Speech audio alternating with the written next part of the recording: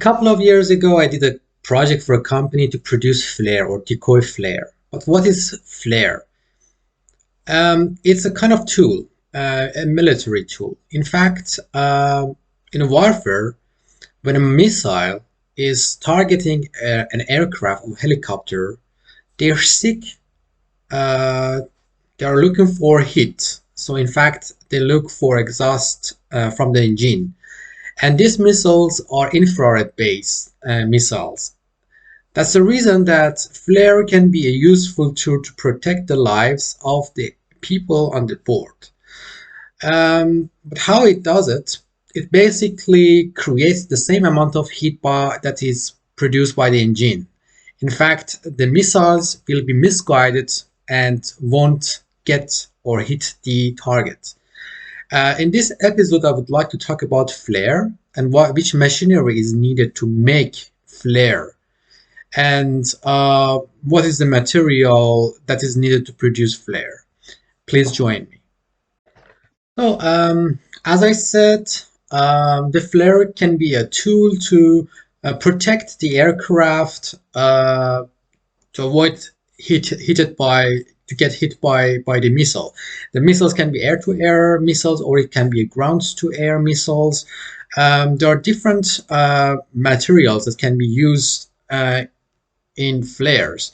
In fact, the missiles they are seeking to get to the target by seeking the exhaust from the engine, and they are kind of infrared-based missiles that can be guided toward the heat.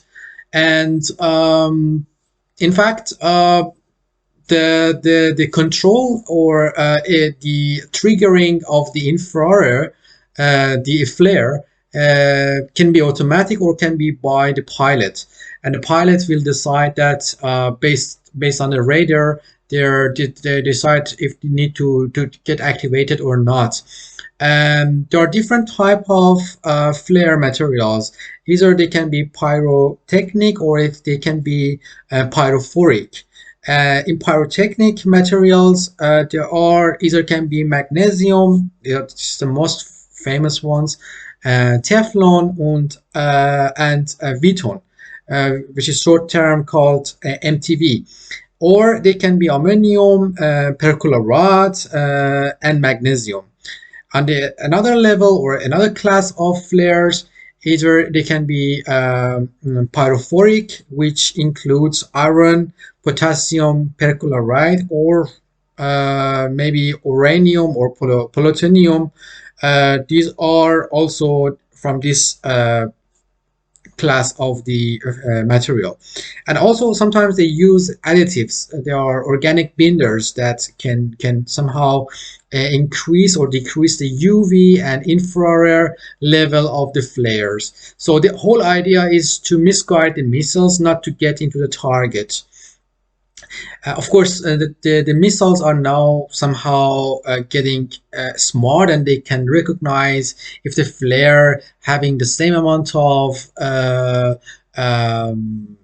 in fact, heat as the engine or not. So there is a kind of like game between these two, the missiles and the flare, and their scientists trying to simulate or actually provide the flares to be as real as possible to the heat of the engine. This way, even if the missile is smart, it cannot distinguish between the missile and between the engine and the flare.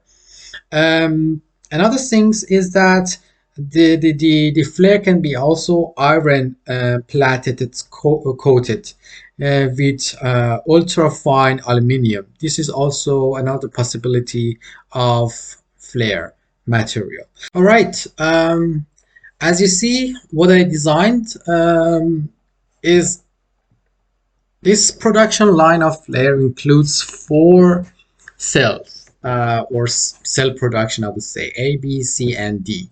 And it's like that the operator can stand outside of the cell and just look through the window the whole process that is happening in each cell. And there's a possibility of controlling some components inside when the operator is in fact outside.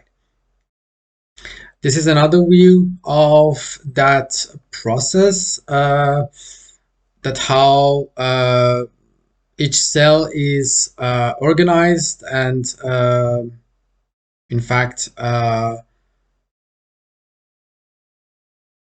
structured. Well, as you see, each cell, when it is under production process, the lights will be green, and the operator has the overview of the production. Here, because there is in fact a robot inside of each cell, the teach pendant and probably the control as well must be outside. So this is one point that needs to be mentioned. This is again another overview of that project. All right, now we get to the point that how the system works. As I said, for each flare, there is probably different materials, but let's consider them A, B, and C, which can be, for example, magnesium, Teflon, and Vitun. So what we are using here, there are volumetric feeders. In fact, the volumetric feeders, let me say that these materials are solid powders. And one of the way that to kind of like consider the formula is to weight these powders. We have two different in fact feeders. One is the volumetric feeders, which will be feed according to the volume, and another one is the and in fact weight feeders, which will feed based on the weight of the material. But now for these cells, I had considered volumetric feeders, which based on the formula that is needed, each one of these feeders will feed the solid powder to the ribbon blender. Here is the ribbon blender, and these all of them are equipped to the controller or a PLC, and they will be feeding the material based on the formula to the ribbon blender. And ribbon blender, as it is, as you know, it's a kind of mixer. It will mix all these materials together, and eventually, when the mixing is over, the next process or next level of the process, step of the process will be carried out. There is another level, another view of the volumetric feeder. There's a motor, there's a pump, and there's a PLC or microcontroller here. Of course, probably there is a mistake here. I guess this because the volumetric feeders they have blades, and they will like kind of like provide the material based on the rotation of these blades. So each blade or each space that is between these blades have a specific amount of volume, and the rotation leads to exit of materials from these blades. This is another view. So as you see, when the operator can go up here and just empty the materials to these feeders, and then later, based on the formula, it goes out from this gate. Here also another picture of the ribbon blender, the mixer, and when the mixing is over, the material will be pumped out by vacuum with a valve, with a probably pneumatic valve here, will be vacuumed through these lines or pipe, and we'll move to the next.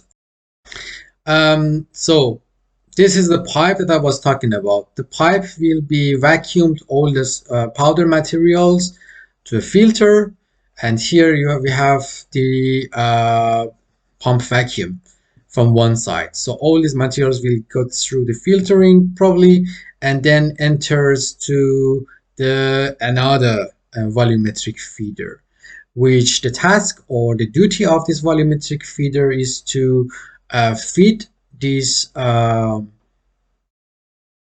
solid powders to the next level. As it is clear, this volumetric feeder, so by using a piping system, will feed this mix of powder to a press machine.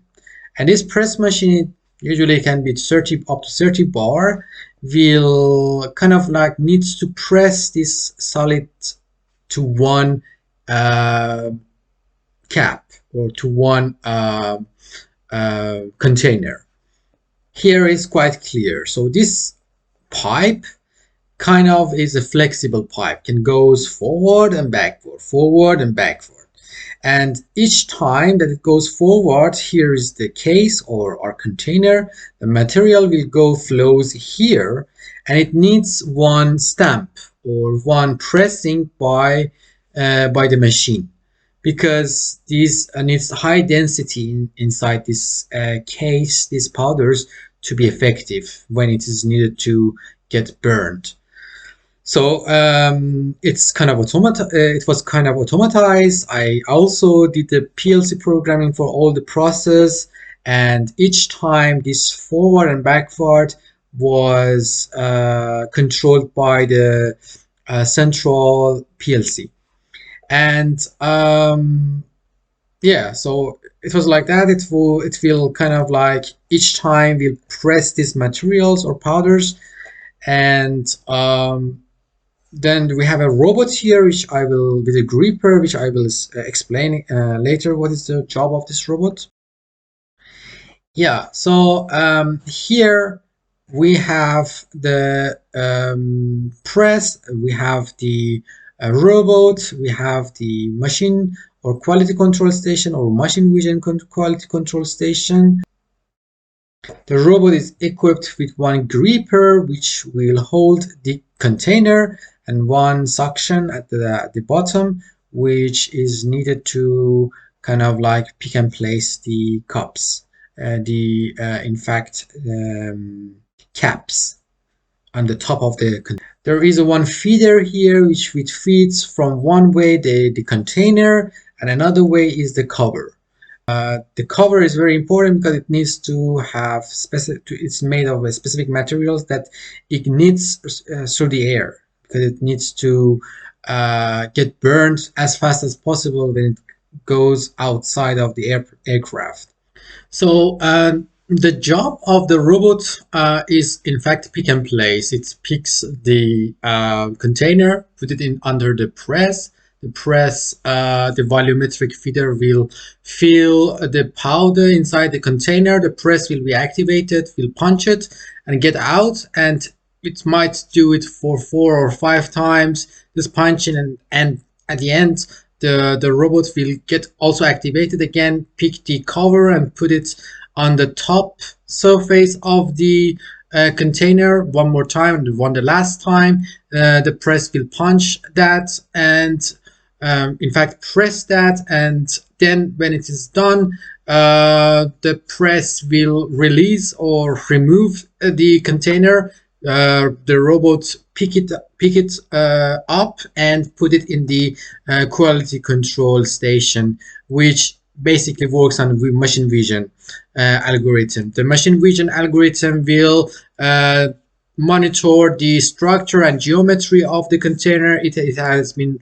wrongly pressed, if it has been damaged, if the shape is not in the initial format, then the robot, it will give back feedback to the robot if it's accepted or it should be removed from the production. Robot will put the correct version to the green basket and the wrong versions to the red basket. In this way, this cell will kind of automatize the production of flare, and eventually with no manual labor work.